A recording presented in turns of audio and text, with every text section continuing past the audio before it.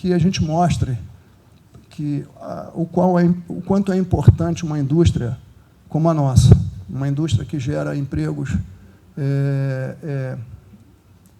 muito bons, né, com um nível de salário muito bom, com planos de benefícios bons, né, não é um subemprego, né, que gera muita renda, né, impostos. Então, isso é manter, né, a riqueza dentro do nosso país. Por outro lado, né, a gente tem que fazer o nosso dever de casa, porque enfrentar o desafio, tomar a responsabilidade de construir e entregar para a Petrobras, para a Transpetro e para outros clientes as suas obras, que a gente sabe que tem prazos, que a gente sabe que tem um programa extenso e desafiador, é bastante desafiante, né? Então, a ideia de estarmos todos hoje aqui é para que a gente comece, né? A ideia, começamos aqui com o almirante Walter, né, que é o presidente do cluster naval.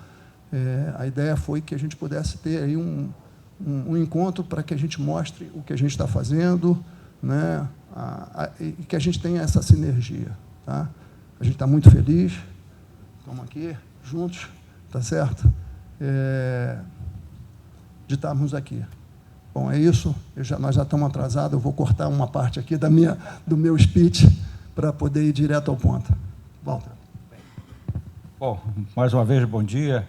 Eu escrevi para a gente não ficar prolixo e eu ir direto ao ponto, né? Mas é com grande satisfação que damos início a este importante encontro no coração de Niterói, no histórico estaleiro Mauá, mais antigo e experiente.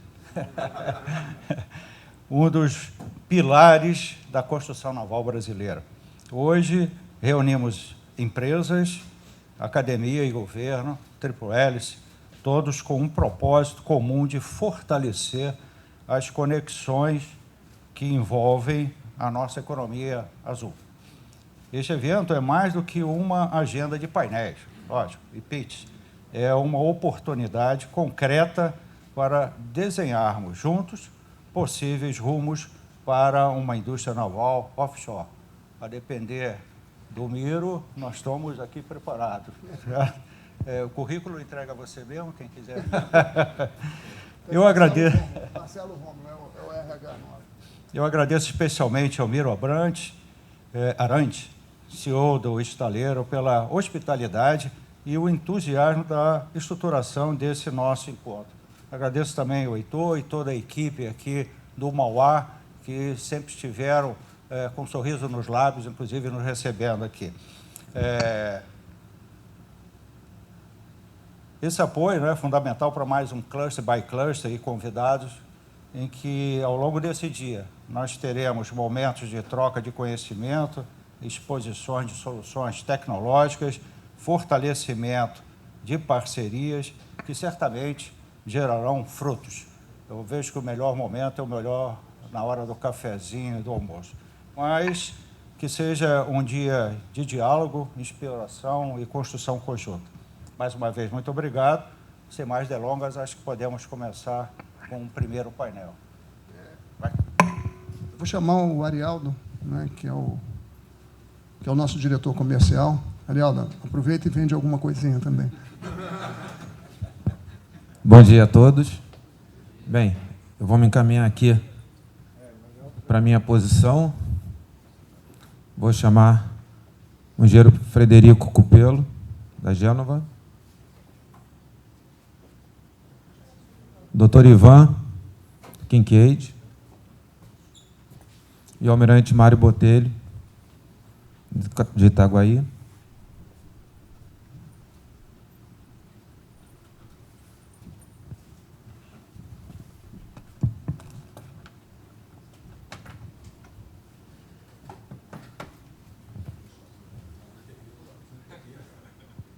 Bem, o motivo desse primeiro painel é falar sobre parcerias. Todos nós já vivemos em parceria, principalmente quando casamos, né? A primeira parceria que a gente faz é o casamento, porque com pai e com mãe não tem jeito, né? A gente já é obrigado mesmo, mas o casamento a gente escolhe e a gente acaba tendo uma parceria que pode ser curta, pode ser longa. Então, a gente vai tentar falar um pouquinho sobre isso, sobre como fazer parcerias e que elas se tornem longas, né? Porque pior do que um casamento é uma separação. Então, a gente vai aqui começar a falar sobre algumas parcerias e o interessante é que nós temos aqui pessoas de segmentos diferentes. Então, cada um vai poder dar uma ótica que talvez nós não temos. Nós temos, às vezes, a tendência de olhar sempre para o nosso segmento. E é bom aqui que a gente tem pessoas de segmentos distintos. Começando pelo próprio Estaleiro Mauá. O Estaleiro Mauá, todo mundo conhece, mais de 100 anos fazendo navio, e de uma hora para outra o Estaleiro Mauá começou a entrar na indústria offshore. E uma parceria foi importante para isso na época. Na época tivemos a parceria com a Jurong, né? Então, depois de vários anos fazendo navios, a gente acabou entrando também na área offshore. E essa parceria foi importante no começo, ela durou por algum tempo, e depois o Estaleiro Mauá seguiu o seu caminho, e hoje é uma referência tanto na construção naval, no reparo, que já era, e também na indústria offshore. Né? Felizmente, aqui, quem participou daquela época, quem esteve aqui naquela época e viu quase 10 mil pessoas aqui dentro, né, Lourenço? Para sair era difícil. E a gente conseguia fazer um trabalho similar a qualquer outro país do mundo, o que nos orgulha bastante. Bem, eu vou iniciar aqui, para não ter nenhum tipo de ciúme, né? A gente vai por ordem alfabética. Então, a Gênova vai ser a primeira a falar. Eu queria que o Frederico falasse um pouquinho sobre a empresa dele e o que teve de importante alguma parceria, seja na fundação ou seja ao longo da história da sua empresa. Bom dia a todos. Bom, vamos lá. Obrigado pela introdução aí, Arieldo. E a Genova é uma empresa, é um grupo, né, com 40 anos de história, e que o nascimento da Genova, pode-se dizer assim, que vem de uma parceria, né? Originalmente um grupo espanhol, que nasceu de uma sociedade entre uma empresa americana e espanhola, naquele momento, atuando lá na Espanha, e, em determinado momento, essa atuação ia tão bem, inclusive para um escopo diferente do que a gente faz hoje, era um grupo EPCista, e houve, num determinado momento, a decisão de se fazer uma divisão especializada em engenharia, e daí criou-se a Genova. Então, era uma parceria que daí surgiu uma ideia e acabou, enfim, criando um grupo mais especializado nessa área de atuação. Então, enfim, o nascimento do grupo até é bem coerente com o que a gente tem para falar aqui hoje. E a Genova tem 40 anos de história, é um grupo multidisciplinar, com atuação em diversas áreas, mas a linha mestra do nosso grupo, né, de engenharia sempre foi a área de engenharia naval e offshore. E a nossa chegada aqui no Brasil, né, há 15 anos atrás, em 2010, também foi uma chegada muito permeada e dependente de parcerias, né, naquele momento. O Miro, inclusive, o Marcelo, foram grandes parceiros e até incentivadores naquele momento da chegada da Genova no Brasil. Enfim, e hoje eu acho que é um grande sucesso, né, a gente poder olhar 15 anos depois da empresa chegar aqui no Brasil e com todas essas crises e lacunas que o nosso mercado viveu aqui de 2010 para cá, que a gente ainda tenha um grupo de engenharia trabalhando em engenharia naval no Brasil num período, né, de anos aí onde o mercado foi bem foi cruel com as empresas do setor, né? Então, a nossa visão sobre parceria e como engenharia, na verdade, é o que a gente sempre busca, tá? Não só como parceiros e sócios, entre aspas, mas, inclusive, na relação cliente e fornecedor, que não deixa de ser uma parceria, talvez das mais importantes para todos nós, né? A gente chegou aqui no Brasil como um grupo internacional, eu acho que todos nós, como brasileiros aqui, concordamos que nós temos um mercado aqui no Brasil que é um mercado enorme, de um super valor, de um super potencial, mas nós temos nossas características peculiares também no nosso mercado. Então, às vezes, para um grupo que chega de fora se implantar aqui no Brasil, conhecer a nossa cultura, tropicalizar, como nós chamamos, né, os nossos serviços ou os nossos produtos, à realidade dos nossos clientes, da nossa demanda, do nosso mercado aqui, é muito complicado.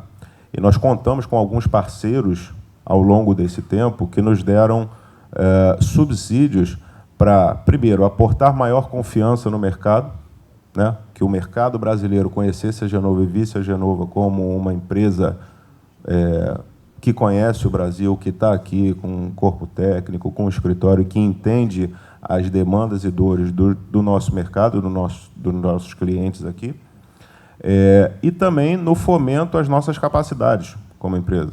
Que, apesar da gente fazer parte de um grupo internacional, como eu disse, a gente tem a nossa atuação compartimentada aqui no Brasil, né? Então, exemplos assim práticos, sem citar nada muito específico, mas sem citar nomes nem nada, mas exemplos práticos. Nós chegando como empresa internacional aqui, nós demos as mãos para alguns parceiros de renome já no mercado, que concebiam, né, conceituais de navios e faziam projetos básicos. E aí as parcerias que aconteciam nesse momento era que nós nos especializamos nos projetos básicos e conceituais desses parceiros, e esses parceiros de mais renome também indicavam a Genova, por dizer assim, ou tinham a Genova como uma empresa de confiança para fazer projetos de detalhamento desses navios, né? Então, a gente chegava com essa abordagem junto a clientes, explorava o mercado dessa forma, e isso deu muito certo, o resultado foi muito bom, né? Enfim. Além disso, falando muito de histórico, mas acho que mais recentemente, e talvez não seja só uma dor da Genova, mas uma dor de todos que estamos aqui, a gente está vivendo, né, um momento de reaquecimento, né, um novo ciclo na nossa indústria naval. E talvez eu, como engenharia, sinta um pouco mais do que todo mundo, porque a engenharia ela vem um pouco antes, mas acho que é um tema que nós precisamos falar aqui sobre mão de obra, profissionais qualificados para o setor, né? A gente aqui no Brasil vive os ciclos, né? E esses ciclos são muito prejudiciais para a manutenção de todo o know-how e expertise que a gente tem. Enfim, e sem me alongar muito, porque eu provavelmente já vou passar do meu tempo aqui, mas as universidades e os centros de formação têm sido uma parceria muito importante para a gente, talvez de 4, 3 anos para cá. Foi o momento que nós começamos a trabalhar novamente em novas construções aqui no Brasil. Nessa ajuda, a gente trazer novamente volume de profissionais preparados para atender a demanda e, logicamente, que nós internamente também temos que fazer muito trabalho de aliar todo o know-how, experiência dos profissionais mais experientes para passar isso para o pessoal mais jovem que está chegando. Mas as universidades, os centros de formação, as escolas técnicas e tudo mais têm sido uma parceria fundamental para a Genova nesse sentido, caso de êxito aí também, que eu não posso deixar de citar como um exemplo, que eu acho que talvez seja um problema para todo mundo. Se não é hoje, daqui a pouco vai ser. Obrigado, Fred. Vamos passar agora na ordem alfabética para o almirante Mário.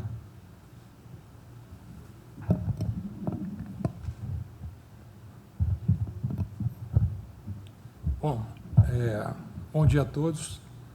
Gostaria de iniciar agradecendo aí a hospitalidade do nosso anfitrião, CEO Miro, do nosso estaleiro Mauá, cumprimentando a mesa, Arivaldo, diretor comercial, Frederico Genova, Ivanda Quinquejo, cumprimentando a toda a plateia, agradecendo a presença de vocês aqui. É uma iniciativa muito importante, um momento muito importante, onde a gente pode compartilhar as nossas experiências, cada um na sua área, cada um com as suas peculiaridades, e é uma oportunidade da troca de conhecimentos que nós vamos ter aqui durante essa manhã, né? Para aqueles que não me conhecem, eu sou vice-almirante engenheiro naval da Reserva da Marinha, engenheiro naval mesmo, formado em engenharia naval, atuo na área aí há quase 40 anos, formado pela Universidade de São Paulo, pela Marinha. Enfim, então tenho acompanhado um pouquinho a história da nossa indústria naval. A minha tese de mestrado na COP, há 2 décadas atrás, foi os ciclos de subidas e descidas da indústria naval. Então, quem conhece um pouquinho da indústria naval sabe que isso é uma rotina, infelizmente, desde o início, desde que começamos, lá com a vinda de D. João VI, com o Arsenal de Marinha, com a construção da primeira nau, e a gente tem visto, infelizmente, ao longo, já podemos falar dos séculos, esse ciclo de altos e baixos aí que sempre nos deixam perplexos, né, digamos assim. Por que isso sempre acontece? Por que a gente repete? Por que a gente repete isso, né? Infelizmente. E aí tem a ver com as peculiaridades, com as características, como o Frederico mencionou aí do nosso país, das nossas especificidades, enfim. Mas a gente não está aqui para discursar sobre a indústria naval e para falar sobre parceria, né? Então, a ICN, que também é pouco conhecida, Itaguaí Construções Navais, na verdade, é um estaleiro, é uma empresa, é uma SA de capital fechado, constituída por 2 sócios básicos, o Grupo Novonor e o Naval Group, que é um dos maiores atuantes na área naval militar no mundo, né? Uma força muito grande. Então, a ICN nasceu de uma parceria. Que parceria foi essa? Parceria entre 2 estados, o Estado francês e o Estado brasileiro. Foi assim que a ICN nasceu. E foi para atender as demandas dessa parceria que a ICN nasceu. Então, a ICN é um exemplo muito, muito claro do que é uma parceria, né? E aí a gente poderia ficar a manhã inteira aqui discursando sobre as vantagens, as desvantagens, os problemas, que eu acho que o meu amigo Ivan aqui vai abordar depois um pouquinho também, que é igualzinho casamento, né? Tem altos e baixos, tem problemas, tem que resolver problema todo dia, enfim. Mas é isso, a ICN é uma empresa de capital, é uma SA de capital fechado, e tem 2 sócios, basicamente, sendo que o sócio majoritário é o sócio brasileiro. Então, ela é uma empresa brasileira, ok? E, como eu disse, nasceu primeiro de um acordo entre os estados, Estado brasileiro e Estado francês, que percolou para um acordo entre as 2 marinhas, Marinha Francesa, Marinha Brasileira, e tem por objetivo, né, a construção de uma base naval, um complexo naval em Itaguaí, base e estaleiro naval, a construção de 4 submarinos convencionais e a construção de um submarino com propulsão nuclear convencionalmente armado, hoje conhecido como SNCA. Já teve alguns nomes, submarino nuclear brasileiro, e hoje é SNCA, submarino nuclear convencionalmente armado. Esse é o objeto principal dessa parceria. E essa decisão foi tomada em 2008, 2009, quando começou a se escolher o local no Brasil onde seria implantada essa infraestrutura. E nos nossos tempos, né, nos tempos do Brasil, que a gente conhece, a gente pode dizer que tudo aconteceu muito rapidamente. Para aqueles que já tiveram a oportunidade de visitar o Complexo Naval de Itaguaí, é realmente uma área industrial que não deixa nada a desejar, das melhores instalações mundiais, eu posso assegurar isso a vocês. Estamos em ponta de linha em termos de infraestrutura industrial, tanto para construção quanto para a manutenção. Lembrando sempre que a concepção do projeto, a concepção da parceria, foi construção de submarinos, né? Essa é é o nosso mote principal.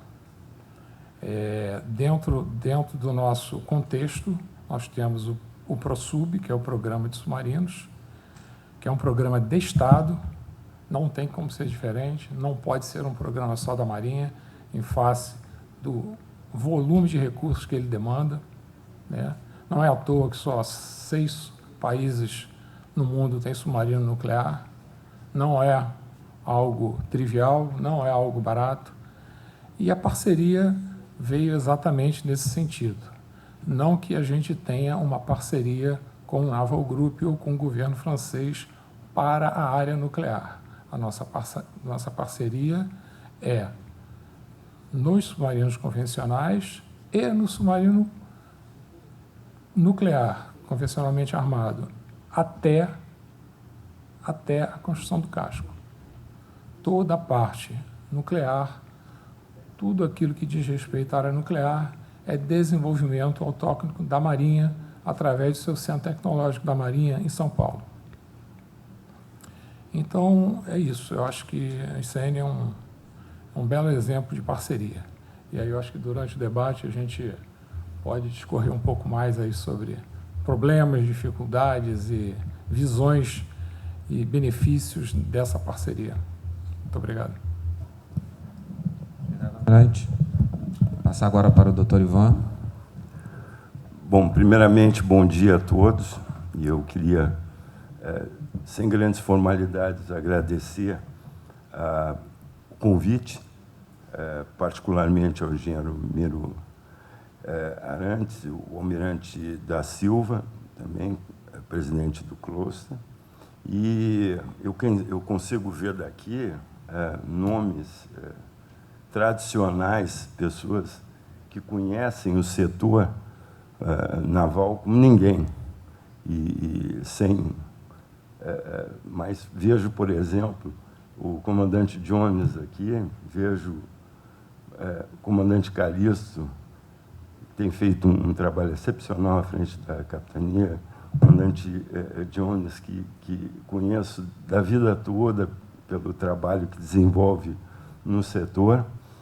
E apresentando um pouquinho, falando um pouco sobre as parcerias do nosso escritório. O nosso escritório foi fundado em 1932, então é um escritório de advocacia bastante antigo, e pelo nome original, chamado Kincaid, né, ele teve todo um trabalho aí, foi fundado por um advogado americano, apenas por curiosidade.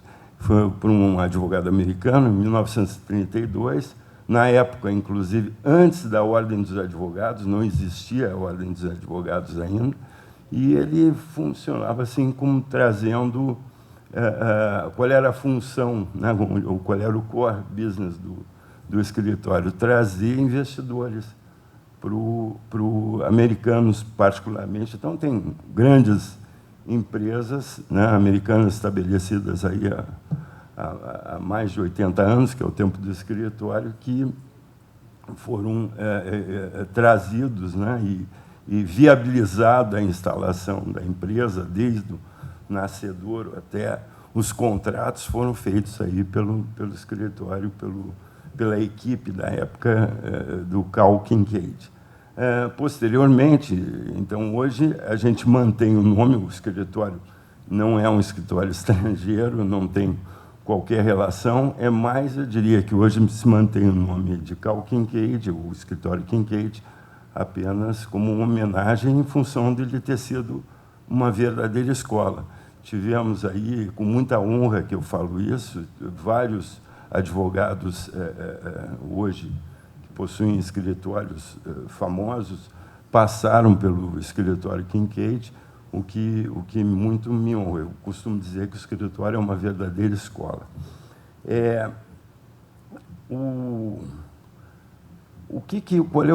Onde é que nós estabelecemos quem são os nossos parceiros, né?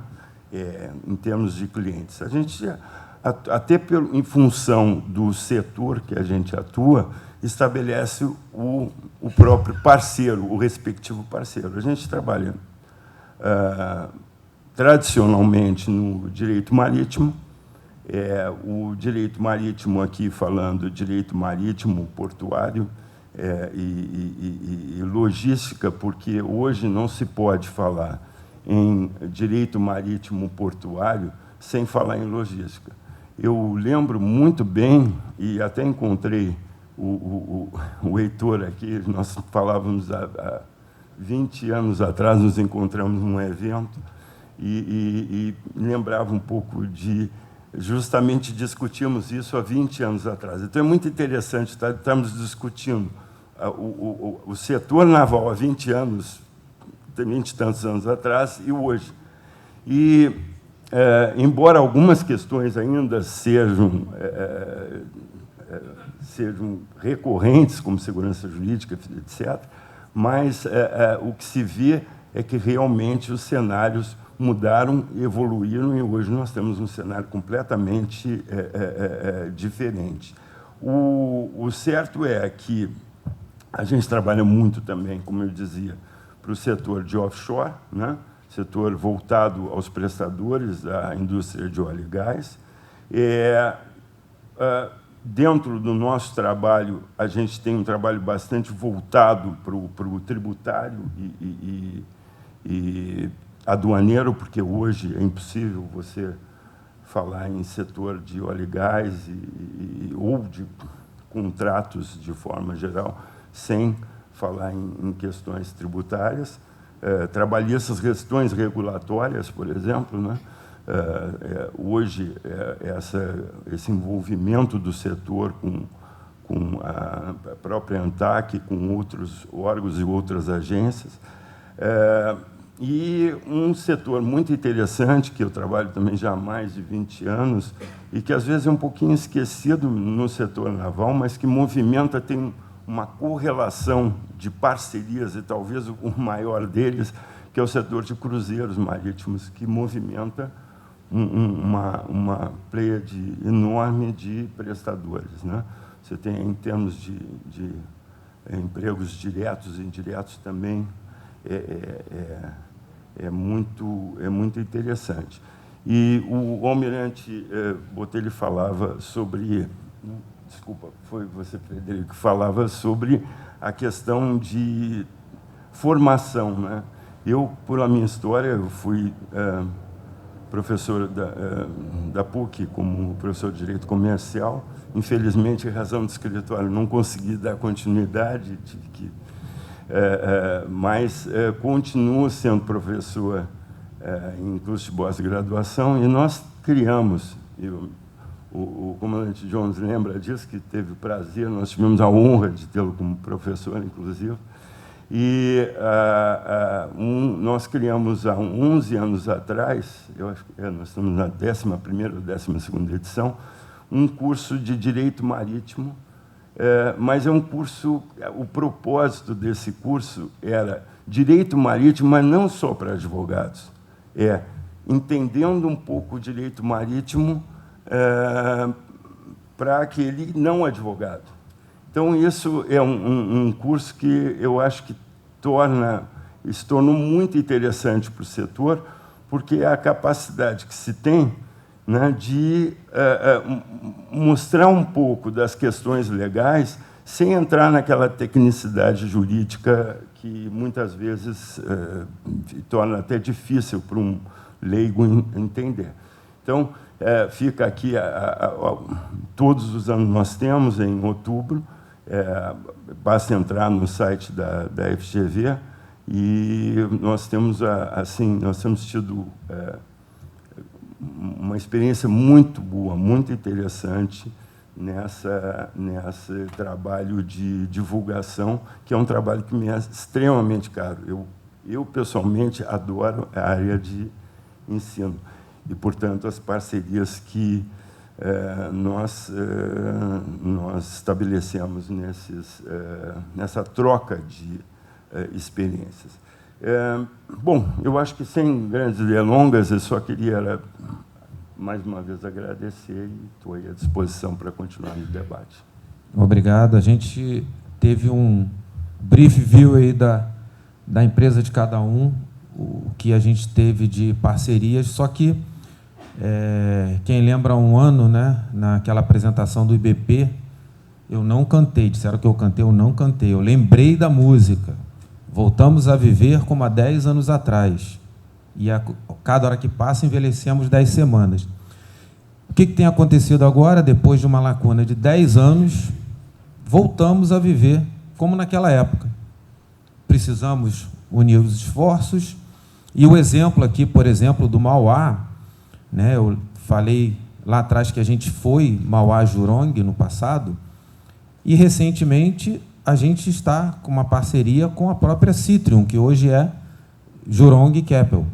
Estamos fazendo pancakes para a Petrobras, né?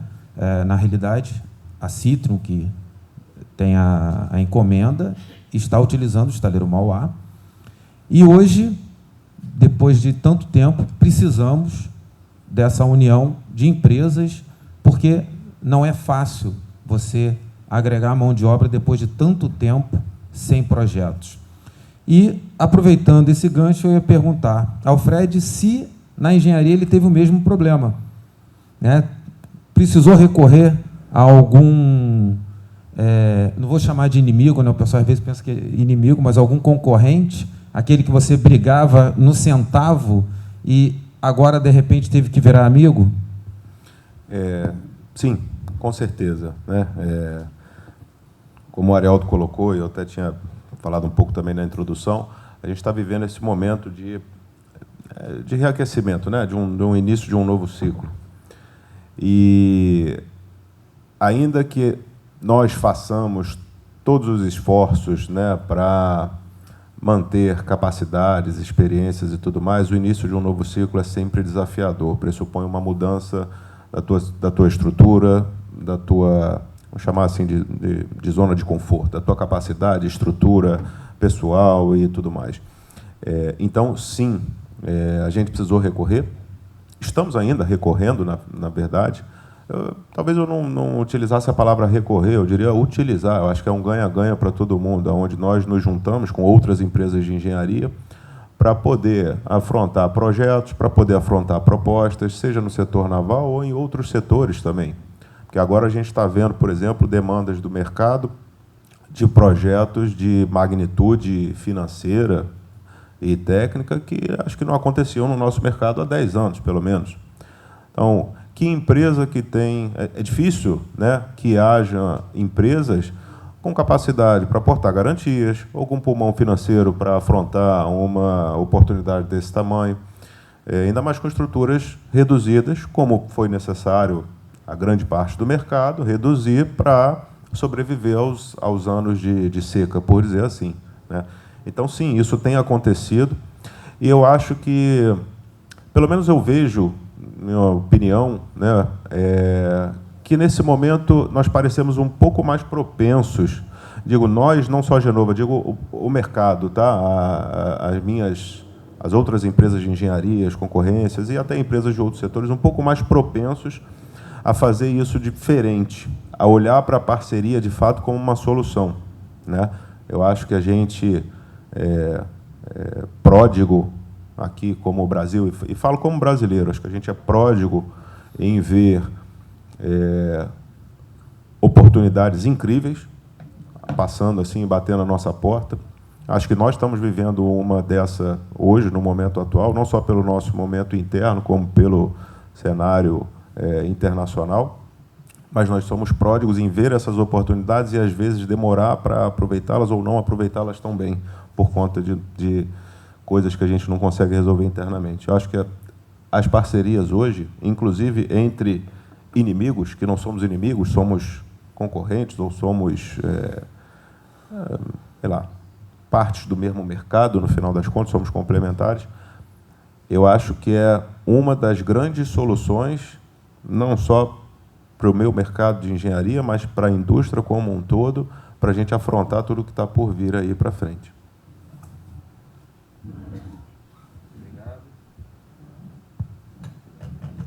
Obrigado.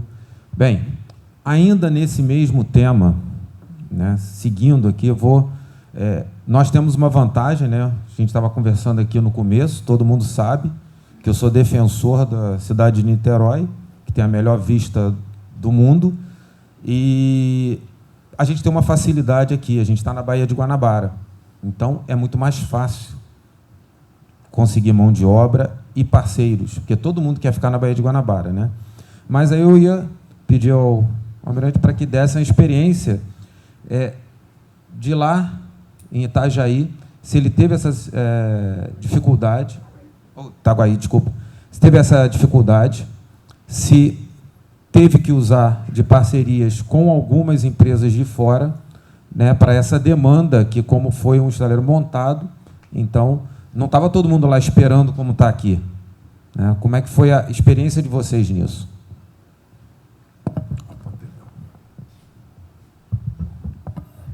Essa pergunta é bastante interessante, né? E antes de responder, tentar responder objetivamente aí a sua colocação, eu entendo que a parceria ela tem basicamente duas motivações, né? Ou você tem algo que muito bom para você fazer e você não consegue fazer e você precisa estabelecer parcerias por diversas, seja essas parcerias por que razões forem, razões tecnológicas, razões econômicas, ou porque você está muito mal e você precisa fazer uma parceria para tentar sobreviver, né?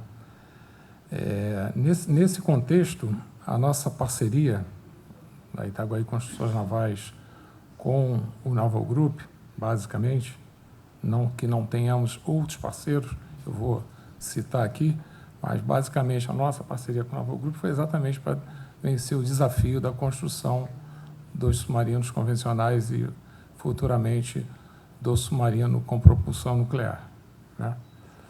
Para vocês terem ideia do resultado dessa parceria, a gente tem contabilizado uma geração de mais de 60 mil empregos.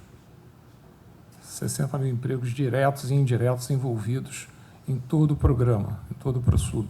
Não só na Itaguaí Construções Navais, porque a gente tem uma parte de construção de infraestrutura muito pesada, muito grande lá também, e que vai ter que aumentar ainda, porque o submarino nuclear requer instalações específicas para você poder manusear a parte nuclear da propulsão. E a gente não tem experiência no Brasil desse tipo de infraestrutura industrial.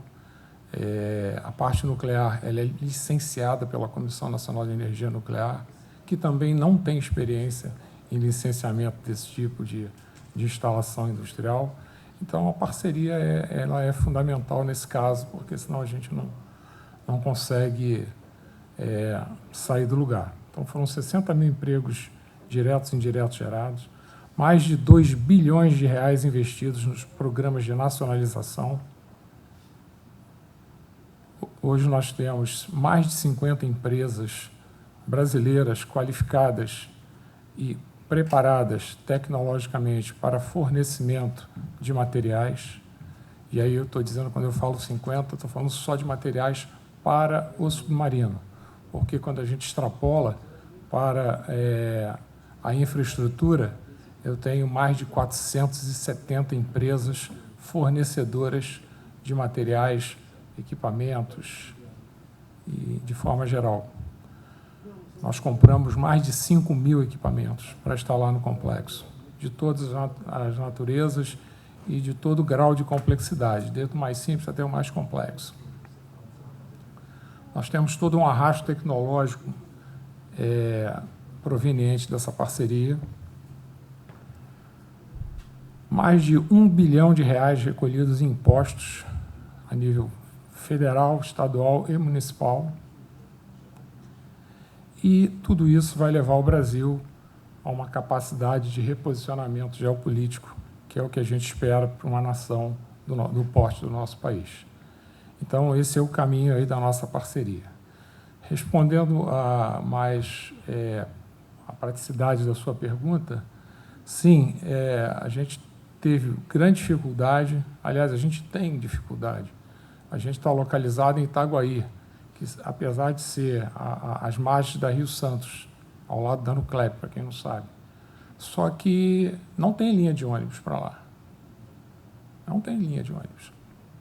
Não tem ônibus, nem intermunicipal, nem municipal circulando. Os meus integrantes, grande parte deles reside no Rio de Janeiro. Quando eu tenho que trabalhar final de semana, ou eu uso táxi para buscar um funcionário, ou um Uber, ou eu mobilizo um ônibus, às vezes, para levar 10, 15 pessoas.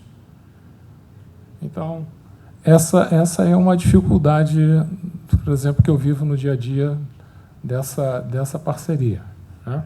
A dificuldade administrativa.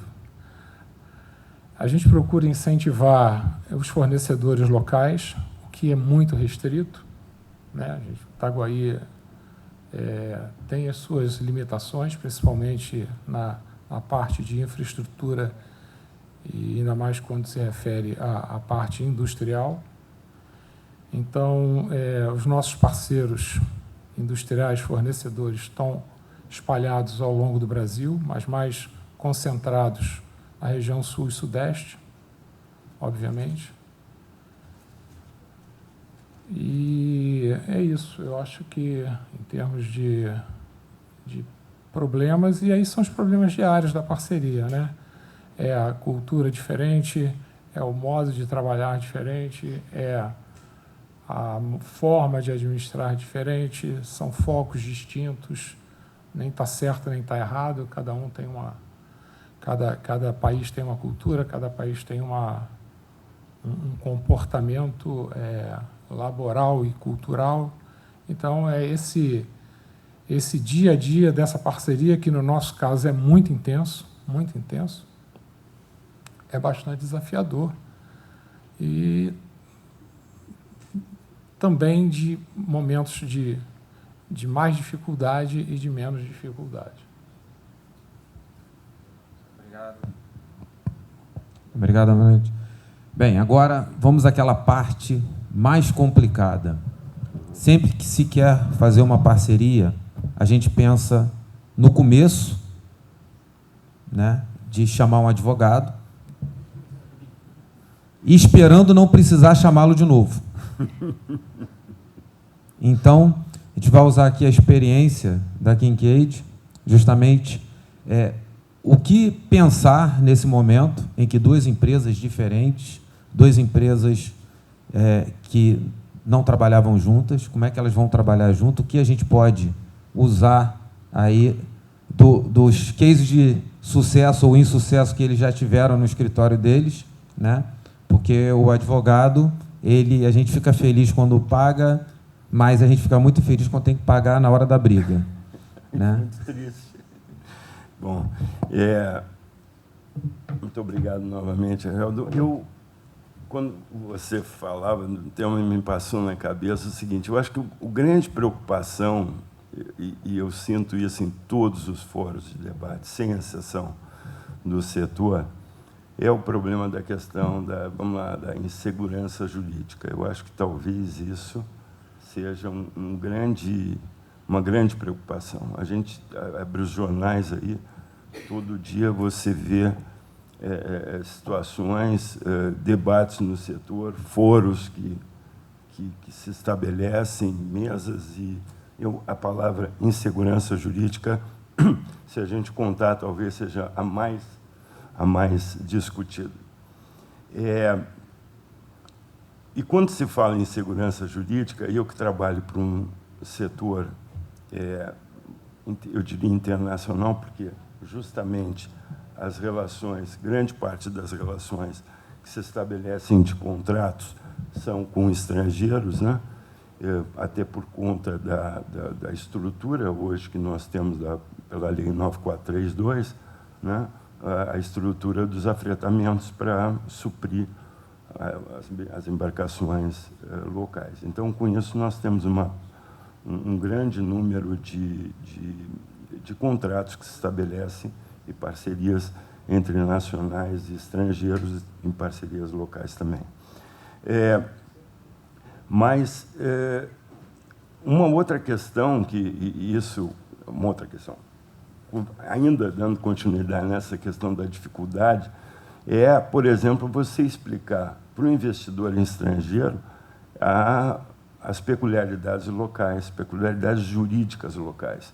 A gente começa aí um problema que nós sabemos que o berço, por exemplo, das disputas na navegação, historicamente, sempre foi Londres, né?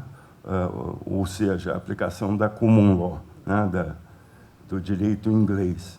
Então, isso já esbarra em algumas questões, porque o direito civil, que é o que a gente aplica aqui, versus o direito inglês, que é common law, são institutos totalmente distintos. Então, nós temos aí questões de interpretação, que temos, por exemplo, contratos utilizando padrões internacionais, como BINCO, outros modelos, né? Contratos de afretamento que o comandante Jones conhece muito bem, essas questões contratuais, e eu assim tive uma oportunidade muito interessante de conhecer, porque eu trabalhei num escritório chamado Clifford Chance em Londres, então eu tive essa coisa de entender um pouquinho esses princípios da lei inglesa versus os princípios da lei brasileira e a dificuldade. Então, talvez isso conseguir entender melhor como funciona o mindset da turma, né? Uma outra questão que traz agora, que está bem em evidência, é a questão da reforma tributária, né? Eu acho que está aí, eu não sou tributarista, nós temos um time no escritório, mas eu vejo, por exemplo, essa questão que a reforma ela manteve alguns regimes tributários, né? Mas alterou benefícios fiscais. E isso aí, evidentemente, tem implicação nas próprias contratações, né? Então, em outras palavras, onde é que a gente diz, como é que se resolve isso? É num contrato. Lembro bem as palavras do meu avô, que me dizia o seguinte: olha, a gente precisa de 3 coisas na vida. Eu, pequeno, já ouvia dele. A gente precisa saber como é que a gente entra num contrato, como é que a gente fica e, principalmente, como é que a gente sai de um contrato. Isso é muito interessante. E quando a gente fala em sair de um contrato, uma outra questão que é muito trazida por vários clientes o que eu faço? Qual é a opção, doutor? É judiciário ou arbitragem, né?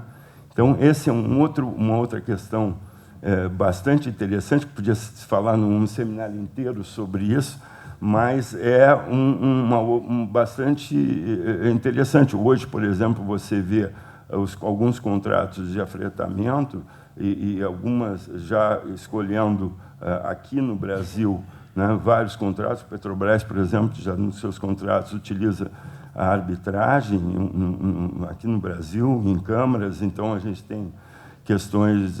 Nós temos, por exemplo, no próprio judiciário, nós temos câmaras, juízes especializados da vara empresarial que já conhecem direito marítimo, já isso tem uns 5 ou 6 anos, talvez mais. Então, a especialização de quem julga é fundamental também. Só para finalizar, nós temos outras questões, falando em parcerias, na questão do descomissionamento, por exemplo, e falando um pouco sobre a questão de segurança jurídica, etc., problemas ali relacionados, né, aos futuros planos, né, de descomissionamento dos PDIs, enfim, e essas certamente vão estabelecer parcerias e necessidades de contratos e contratos colaterais em função do número de stakeholders que envolve esse setor. Eu não quero mais alongar, já batei 6 minutos aqui, mas estou à disposição para dar continuidade. Vocês viram que a parceria aqui é boa, né? Porque eles têm o horário certinho, combinamos, todo mundo está seguindo.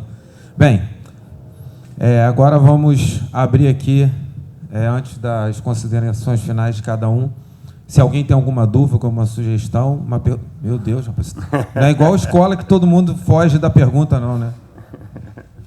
Vou começar aqui. Vamos começar aqui. Um exemplo legal da parceria, né? E a gente precisa entender que o mundo mudou e a indústria precisa mudar, né? Aqui tem um exemplo da Transpetro. 2 estaleiros se juntaram para atender uma demanda da Transpetro. Há 10 anos atrás, há 15 anos atrás, não se via isso, não existia essa possibilidade. Mas a minha pergunta é para o Frederico, que eu conheço há muito tempo. A Genova, eu acho que fiz parte um pouquinho da história da Genova lá no Vard. E aí eu queria saber o seguinte, Fred, a velocidade que a gente precisa, né, apesar de eu entender que, se a gente comparar o momento que a gente vive com 15 anos atrás, a gente mudou muito do patamar. E de 15 anos atrás, com 20 anos antes, os estaleiros modernizados, hoje a gente tem um parque industrial, como o Botelho falou, tem estaleiros de ponta no Brasil, né? Então, eu não vejo um problema no parque industrial. O que eu vejo é a formação técnica das pessoas, né? A formação, quando eu falo formação técnica, inclusive, começa lá no chão de fábrica. E aí, para a gente ter um processo acelerado, principalmente na parte da engenharia naval, na parte da definição dos projetos básicos, né, que, infelizmente, a gente não tem tempo para desenvolver, e a gente precisa ter empresas com know-how e com track record que já tenham realizado isso. Eu pergunto a você, Fred, como é que vocês estão hoje? Hoje você, porque no passado a Genova já era detalhamento, né? Hoje, a parte de desenvolvimento de um projeto básico até a aprovação de classe, como é que vocês estão nisso? Obrigado pela pergunta, Miro. Tem uma pergunta interessante de responder. Como eu falei, ao longo de tudo que aconteceu durante esses últimos 15 anos, inclusive fruto das parcerias que nós fizemos, no começo a parceria era, como você citou, e eu mesmo falei, poxa, a Genova vai fazer o detalhamento de um projeto básico feito por um terceiro, já renomado e tudo mais. Mas eu acho que nós utilizamos muito bem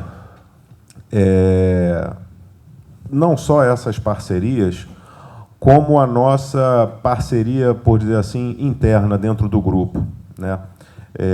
O nosso grupo tem braços que hoje eles estão espalhados, acho que nos 5 continentes, né? São 9 países aí e tudo mais, pegando experiência tanto de construção e métodos da Ásia, quanto Oceania, Oriente Médio, Europa, América do Norte, e aqui bastante na América do Sul, no Brasil e na Colômbia. E aí, o know-how prévio que a gente tinha em determinados centros de excelência, onde a gente talvez tenha um histórico maior, um grau de maturidade maior do que o nosso escritório aqui do Brasil, a gente usou essa lacuna de 10 anos no mercado aqui para justamente explorar essa sinergia interna dentro do grupo. Nós mantivemos o nosso vamos dizer assim, a equipe-chave e profissionais-chaves e estrutura aqui na empresa do Brasil, fazendo atendimento a serviços de fora. Então, isso não só serviu para manter a nossa capacidade aqui no Brasil, mas para engrandecer a experiência, porque nós começamos a nos deparar justamente com tipos de escopo que não nos eram comuns aqui no Brasil. Então, a gente atendeu outros tipos de escopo na cadeia de valor do projeto, no ciclo de vida, onde nos antecipamos, como desenvolvendo projetos conceituais básicos, como também atendendo a outros tipos de embarcação que não são comuns aqui para nós, né? O Dr. Ivan citou aqui mercado de cruzeiros, quando ele estava falando sobre outro tema, mas falando sobre projeto, por exemplo, a Genova Brasil, inclusive, tem um grande know-how em fazer projetos de cruzeiros, blocos, acomodações, esse tipo de coisa. E não é um mercado que nós temos aqui no Brasil, mas a gente usa a capacidade que a gente criou aqui internamente até para poder exportar serviços, não só para dentro do nosso grupo, como para outros mercados em que isso seja atrativo. Mas respondendo objetivamente, então, falei muito, mas respondendo objetivamente, hoje o nosso cenário é completamente diferente, e eu queria até um foro muito interessante para poder explicar isso para o mercado. A Genova, hoje, ela é uma desenvolvedora de projetos. Nós temos conceitos próprios, aprovados, tá? Projetos básicos. Eu acho que hoje, diante da situação do nosso mercado brasileiro,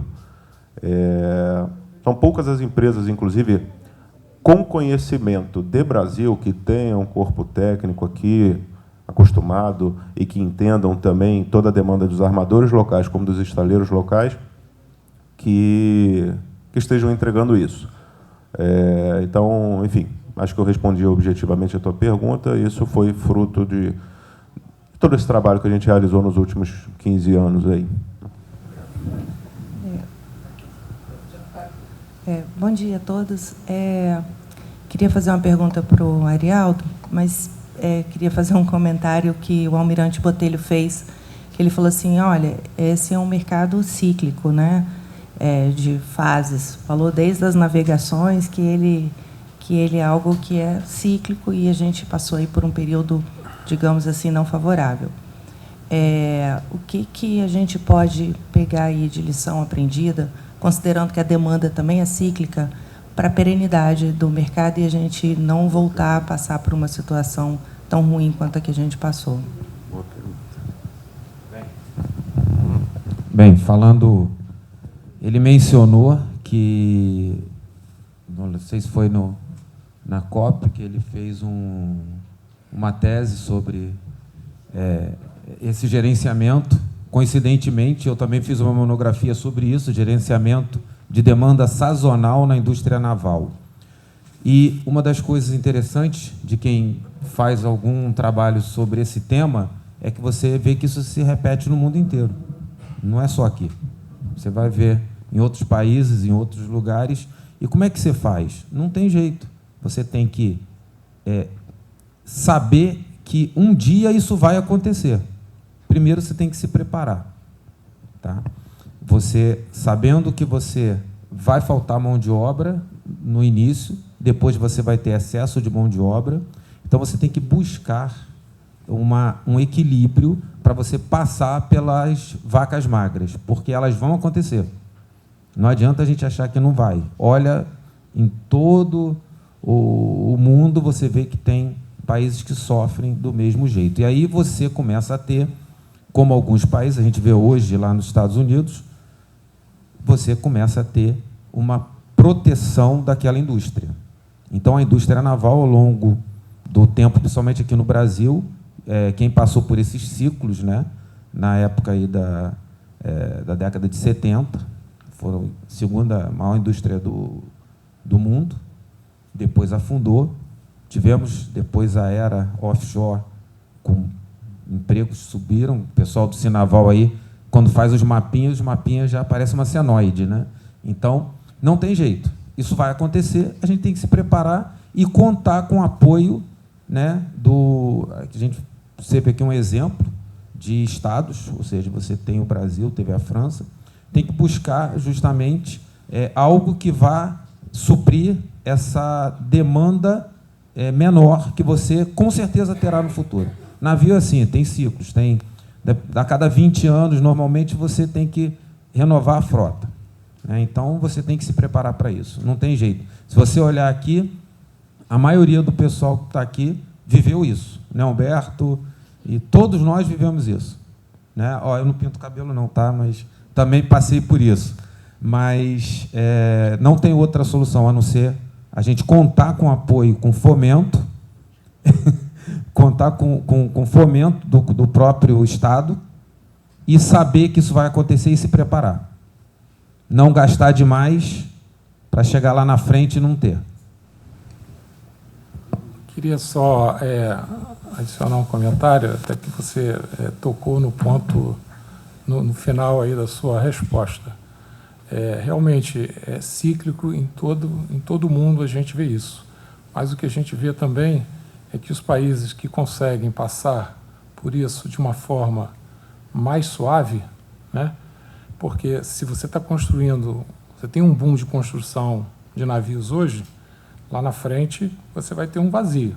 Isso aí é real. Se você tem um boom de construção de plataformas, lá na frente você vai ter um ciclo de menos demanda, natural. normal em todo mundo. Agora, para que a gente amenize esse tipo de coisa e não aconteça, a gente tem que ter política de Estado, e não algo que mude a cada 4 anos ou a cada 5 anos, de acordo com a cabeça de cada governante. Então, que a gente precisa ter uma política de Estado que entenda a importância da indústria naval, principalmente para um país que hoje tem aí uma Amazônia azul, que é uma imensidão. Então, se a gente não tiver isso, daqui a pouco a gente vai estar num ciclo de baixa de novo. É isso. E acho que só para complementar isso, eu acho que a política de Estado ela pode capitanear um movimento para todo o mercado em termos de das parcerias que a gente está falando aqui. Que eu acho que assim, eu acho que muito fruto justamente da nossa falta de política de Estado mais duradoura no setor, a gente não tem um histórico de muita união ou parcerias duradouras dentro do nosso setor, né? A gente vê os ciclos acontecendo e, na hora que vem o ciclo positivo, é meio cada um por si, vamos embora. Né? Então, eu acho que se a política de Estado acontece e é implementada da maneira que o almirante Mário colocou, isso vai capitanear e vai dar segurança para o mercado, para buscar parcerias e formar um ambiente muito mais produtivo, perene, e que onde as empresas entendam que o ganha-ganha, né, todo mundo ganhando, é melhor do que eu ganho mais hoje, mas amanhã eu tenho um vazio. Né? Eu acho que isso propicia, volto a dizer, eu acho que propicia oportunidades para a gente. A gente está num momento hoje de cenário internacional onde os estaleiros do mundo todo estão lotados de demanda, não tem slot.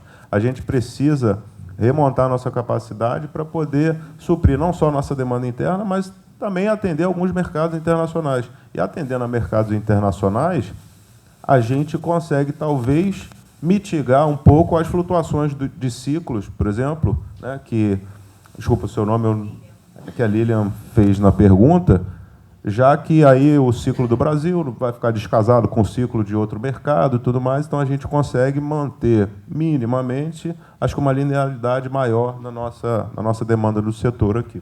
Um professor americano, Scott Galloway, na Universidade de Nova York, faz muitas palestras e especializado na área de finanças. E ele disse que a principal decisão financeira que ele teve na vida e que define quando ele escolheu a pessoa com quem ele vai casar. Tá? Então, e isso é uma verdade. Você, para fazer parceria, né, e o Instituto do Casamento, né, que depois acaba com o advogado, né, quanto mais tarde ele é feito, maior a chance de problema, porque os parceiros já têm uma vida, têm uma estrutura. Então, os casamentos de sucesso começam no início, onde eu junto nada que tenho com nada que a parceira tem e você constrói junto uma parceria. Então, eu vejo nesse momento, tá, um momento oportuno de iniciar-se isso, na medida que nós estamos no mesmo patamar, está todo mundo no fundo do poço, tá, vamos começar uma vida nova. Então, a parceria, eu acho que é o ponto. E como enfrentar esse problema da cíclico? Tá? Primeiro, claramente, a posição do almirante Botelho é muito clara. A política de Estado é mandatória nessa atividade, porque vocês veem o que acontece, às vezes, na Coreia. Volta e meia tem uma quebra geral, porque uma depressão, e o governo entra com recursos para manter a atividade viva, recuperar, comprando navio. É lógico que a realidade financeira da Coreia é diferente da realidade financeira brasileira, mas se a gente começar do início, temos uma solução. Então, objetivamente falando, eu vejo, por exemplo, o que o Fred falou aqui, e ele mencionou, e a gente sabe que no início tiveram problemas, porque eram culturas diferentes, mas eu acho que o momento é de começarmos a acreditar uns nos outros e ver de que forma resolvemos essa dificuldade que é comum a todos. Né? Para que não terminemos, eu adoro o Ivan, adoro a Camila, mas gostaria muito de passar longe a maior parte do tempo dali. Né? Mas, então, objetivamente colocando a questão, quer dizer, como é que vocês, principalmente usando a experiência que deu certo, que o almirante Botelho colocou, como a gente trazia essa experiência, almirante, que foi entes do Estado, né? Entre Estados, aproveitar esse momento de crise do mundo, onde toda a logística mundial está mudando de parcerias, por que não o Estado brasileiro não procurar parcerias construtivas para a gente resolver esse? O senhor acredita que isso seria possível? Eu vou te dar a minha visão pessoal, né? Eu acho que a política de Estado, ela tem que ser ampla e ela tem que dar o direcionamento para a indústria, aquilo que ela quer da indústria. Ela também não pode ser paternalista, porque a gente já viveu isso, já viveu uma política paternalista que não deu certo. A política paternalista que foi praticada no passado não resultou na perenidade da nossa indústria, nem no esvaziamento desses ciclos de alta e baixa, né? A gente sabe, a gente conhece um pouquinho da história da indústria. E eu acho que essa busca dessa parceria, na minha avaliação, cabe muito mais às empresas do que ao governo. O governo tem que te dar as condições necessárias para que você faça isso. Tem que te dar facilidade legislativa, facilidade legal, né? Retirar os entraves que existem para todos os lados que a gente olha, as dificuldades, sejam elas legais ou burocráticas, para que as empresas, essas sim, busquem essas parcerias. Essa é a minha visão. Bom dia. Pergunta rápida, direta para o almirante Mário. Quando foi criada a Embraer, houve paralelamente, primeiro, se criou o ITA. Houve algum projeto, parceria com instituição educacional, universitária, para fazer essa parceria? Vamos construir submarino de propulsão nuclear, uma tecnologia que não tem no Brasil. Houve essa parceria com a instituição educacional? Olha, infelizmente não. Infelizmente a gente tem até buscado, eu ia falar isso aí nos meus comentários finais, mas antecipando um pouquinho, a gente tem buscado algo parecido aí com o que a Embraer fez, buscando parcerias para que a gente possa se tornar um exportador de submarinos, principalmente com foco na América do Sul e no Hemisfério Sul, né? Mas a gente não teve porque o histórico do programa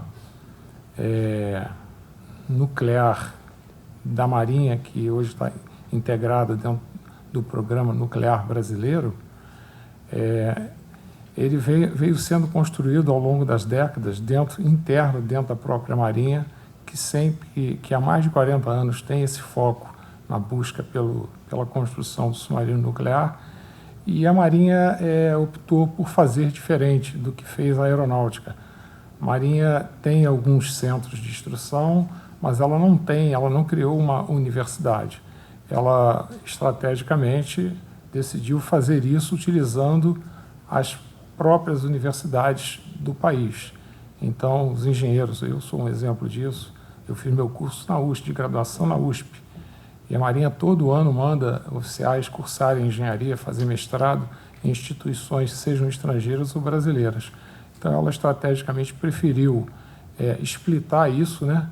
Que pelo lado positivo, tudo tem um lado positivo e negativo, pelo lado positivo traz sempre uma vantagem maior, que é a interação das pessoas com a sociedade nos diversos segmentos.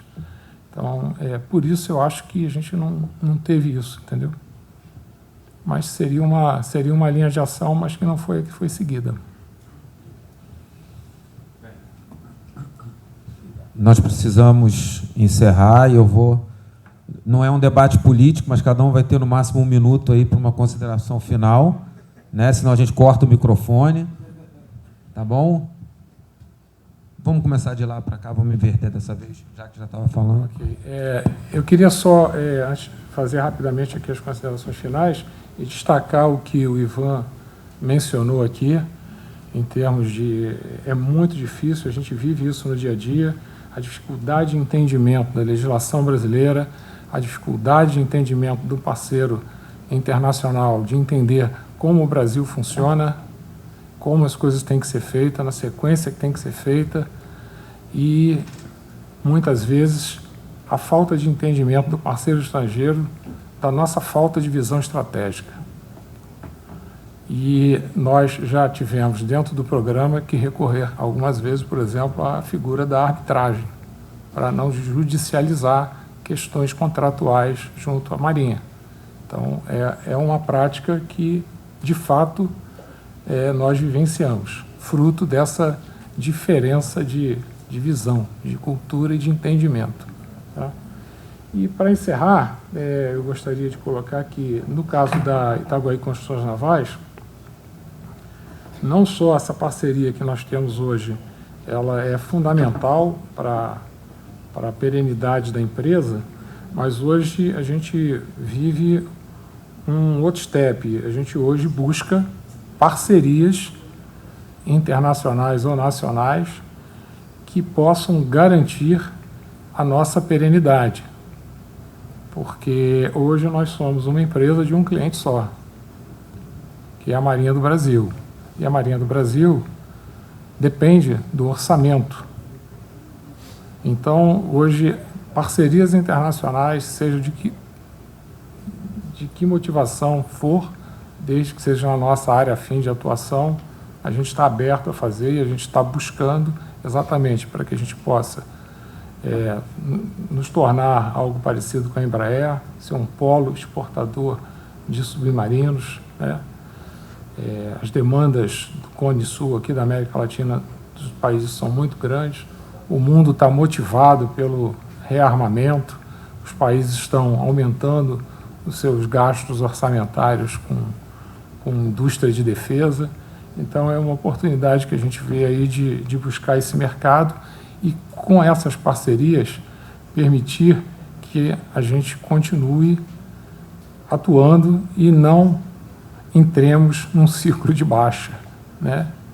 Porque, para aqueles que são mais antigos, para não dizer velhos, na década de 80 e 90, nós já construímos 4 submarinos. E começamos tudo de novo em 2010. É isso. Obrigado.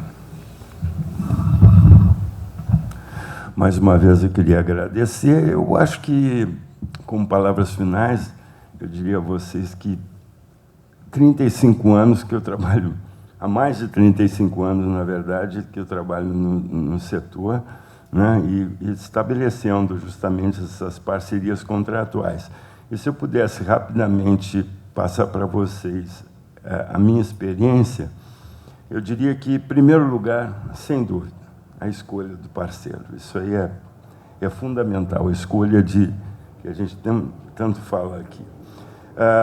A segunda questão, eu acho que é estabelecer o equilíbrio contratual. Isso é fundamental.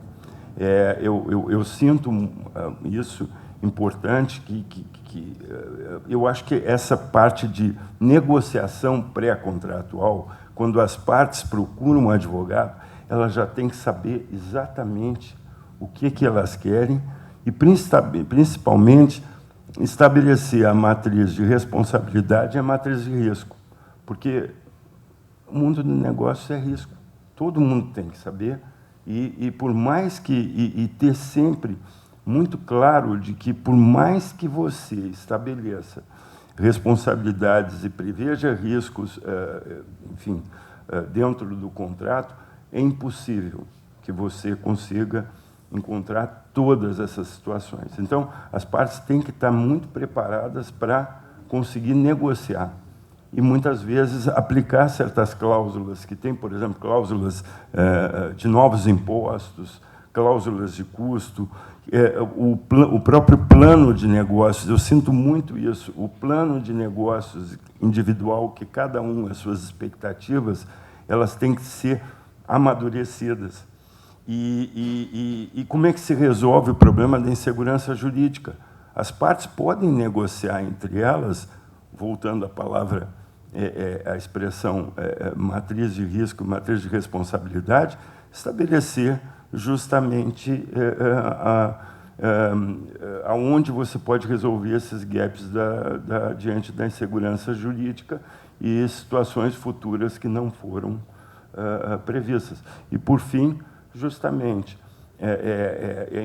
eu, por exemplo, tenho uma experiência de que eu recebo contratos que a maioria, para trabalhar em disputas, que não foi originalmente contratos que eu trabalhei. Então, a gente tem o que tem. E isso tem desdobramentos aí na questão da arbitragem judiciária, etc., escolha da Câmara certa e assim por diante. Então, mais uma vez, agradecendo aí a participação. Ok. Bom, depois de tudo que já foi falado, inclusive nas conclusões, sobra pouco para falar, acho que a gente já discutiu muito, mas eu só queria reforçar, né? Eu acho que assim, o nosso painel foi sobre as parcerias e como elas podem ajudar a todos nós nesse momento que a gente está vivendo. Parceria, para mim, acho que o conceito fundamental é que em qualquer situação, tempo e tudo mais, a inteligência coletiva ela é sempre maior do que a inteligência individual. Nós precisamos nos juntar e cooperar para aproveitar de fato essa oportunidade e implantar e colocar em prática todas essas ideias que foram discutidas aqui.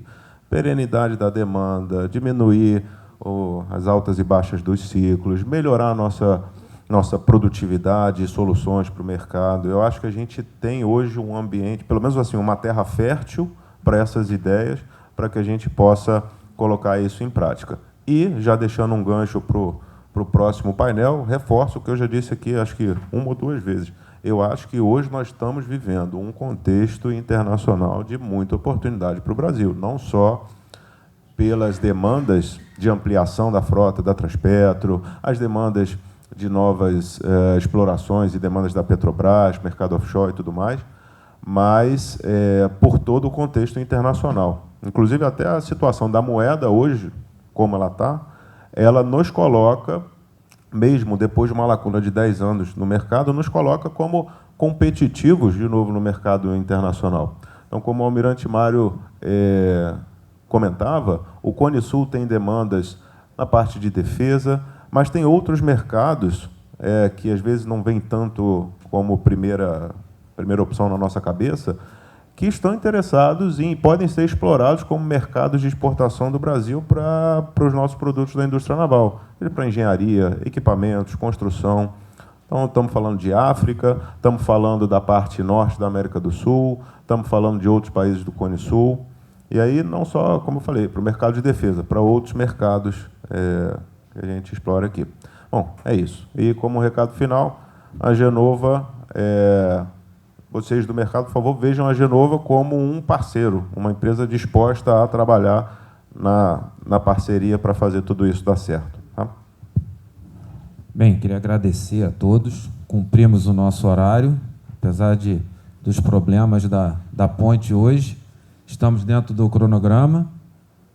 E uma menção honrosa também a essa plateia, que normalmente você vai em eventos, você vê a maioria do pessoal ou dormindo ou olhando o celular.